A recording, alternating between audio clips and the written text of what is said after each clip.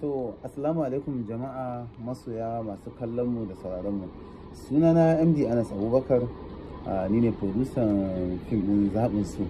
To, ina gaya wa masoyan mu da masu dakon fim ɗin mu mai suna zaɓin su, wanda za mu fara sake muku shi insha Allah gobe idan Allah ya kai mu 3 ga watan Januwari da karfe 8 na dare.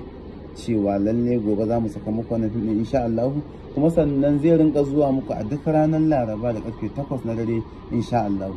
Kada ku manta, kada ku sha'afa, ku shiga ku yi mana subscribing, ku danna ƙararrawa saboda zarar mun saki a rika gaya muku.